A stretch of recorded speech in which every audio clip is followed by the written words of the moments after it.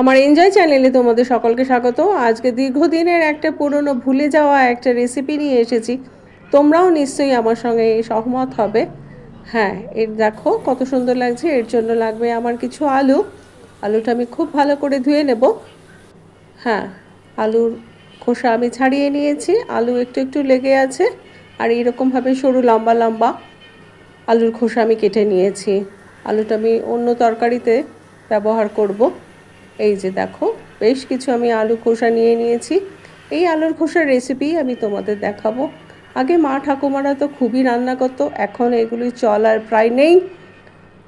যাই হোক, এই আলুর খোসাগুলোকে লম্বা লম্বা করে কেটেছিলাম, সেগুলোকে এখন ছুরি দিয়ে আমি ছোট ছোট টুকরো টুকরো করে কেটে নেব। ভাজাটাও আমার তাড়াতাড়ি হয়ে যাবে। আমি ছোট ছোট টুকরো টুকরো করে কেটে নিয়েছি এগুলোকে। এক এক করে কেটে নিতে হবে ভালো করে। দেখতেও এগুলোকে দেখতে খুব ভালো লাগবে।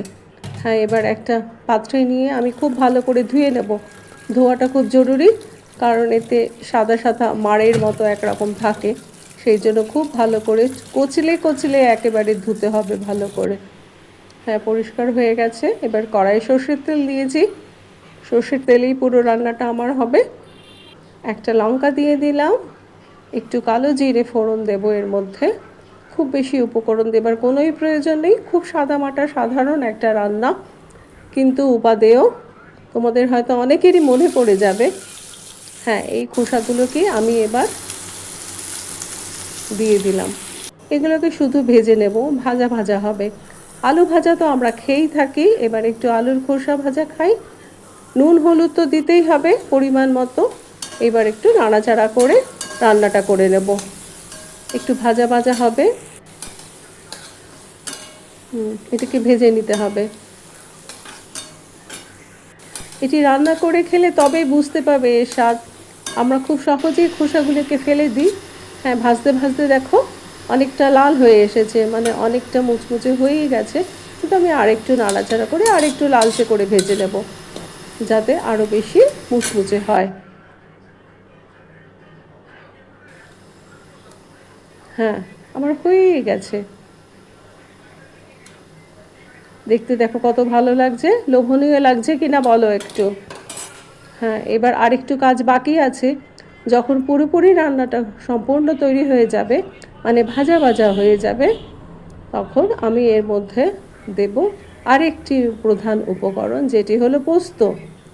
এই এক ছোট চামচ মতো পোস্ত নিয়ে নিয়েছি, এর উপরে ছড়িয়ে দেব। টেস্টটা আর একটু ভালো লাগবে। একটু নাড়াচাড়া করব, খুব সামান্য নাড়াচাড়া, খুব বেশি নাড়াচাড়া দরকার নেই, কারণ আলু খোসা ভাজাটা হয়েই গেছে। একটু পোস্তটাও ভাজা ভাজা হয়ে গেল।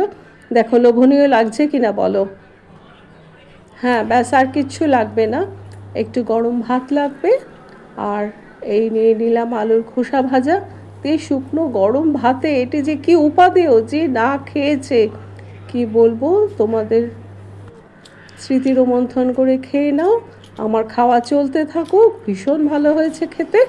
তোমাদের রান্নাটি কেমন লাগলো বলো, কমেন্ট করে আমাকে জানাও। আর সাবস্ক্রাইব করে আমার এনজয় চ্যানেলটিকে একটু এগিয়ে দিও। উফ, কি অপূর্ব খেতে হয়েছে। যারা ছোটোবেলায় এই পদটি খেয়েছো, তারা আবার নতুন করে একবার করে দেখতে পারো কিন্তু। আজ চলি তবে।